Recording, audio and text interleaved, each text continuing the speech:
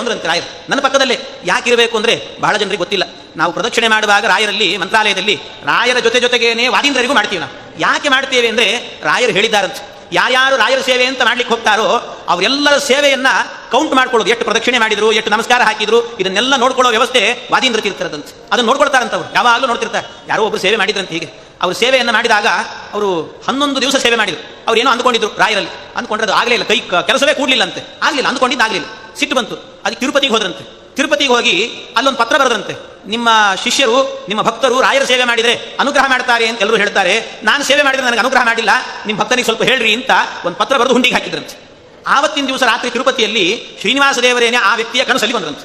ಅವನ ಕನಸಲ್ಲಿ ಬಂದು ಕೇಳಿದ್ರಂತೆ, ಯಾಕೆ ಹೀಗೆ ಮಾಡಿದ್ದೆ? ಅಲ್ಲ, ಮತ್ತೆ ಸೇವೆ ಮಾಡಿದ್ರೆ ನನಗೆ ವರವೇ ಕೊಟ್ಟಿಲ್ಲ ರಾಯರು ಅಂತ. ರಾಯರನ್ನೇ ಕರೆಸಿದ್ರಂತೆ, ಕನಸಲ್ಲೇ ರಾಯರು ಕರೆಸಿದ್ರಂತೆ ಶ್ರೀನಿವಾಸ ದೇವರು, ಬನ್ನಿ ರಾಯರೇ ಅಂತ.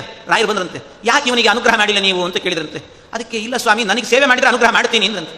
ಸೇವೆ ಮಾಡಿದ್ದಾನಲ್ಲ, ಅದಕ್ಕೆ ಇಲ್ಲ ಸ್ವಾಮಿ, ಸೇವೆ ಮಾಡಿದ್ರೆ ಲಿಸ್ಟಲ್ಲಿ ಬರೆದುಕೊಂಡಿರ್ತಾರೆ ವಾದೀಂದ್ರ ತೀರ್ಥರು, ಅವ್ರನ್ನ ಕರೀಬೇಕಾದ್ರೆ ವಾದೀಂದ್ರ ತೀರ್ಥರು ಬಂದ್ರಂತೆ. ವಾದೀಂದ್ರ ತೀರ್ಥರನ್ನು ಕೇಳಿದ್ರಂತೆ, ನೋಡಿ ಏನಾದರೂ ಸೇವೆ ಮಾಡಿದ್ದ, ನೀವು ಹೆಸರಿದೆಯಾ ನೋಡಿ ಅಂದ್ರಂತೆ. ಎಲ್ಲಿ ನೋಡಿದ್ರು ಕೂಡ ಆ ಪುಸ್ತಕದಲ್ಲಿ ಎಲ್ಲೂ ಅವನ ಹೆಸರೇ ಇರಲಿಲ್ಲ ಅಂತ, ಹೆಸರೇ ಇಲ್ಲ. ಅದಕ್ಕೆ ವಾದೀಂದ್ರ ತೀರ್ಥರಿಗೆ ಕೇಳಿದ್ರಂತೆ, ಸೇವೆ ಮಾಡಿದ್ದಾನೋ ಇಲ್ಲೋ? ಮಾಡಿದ್ದಾನೆ, ಹೌದು, ಮತ್ತೆ ಯಾಕೆ ಹೆಸರು ಬರಲಿಲ್ಲ ಅಂದ್ರೆ ಅದಕ್ಕೆ ಹೇಳಿದ್ರಂತೆ, ಎಲ್ಲಾ ಸೇವೆ ಆದ ನಂತರ ವಾದೀಂದ್ರ ತೀರ್ಥರಿಗೆ ಒಪ್ಪಿಸಿ ಹೋಗ್ಬೇಕಂತೆ, ಆ ಕೆಲಸ ಅವನು ಮಾಡಿಲ್ಲ ಅಂದ್ರಂತೆ.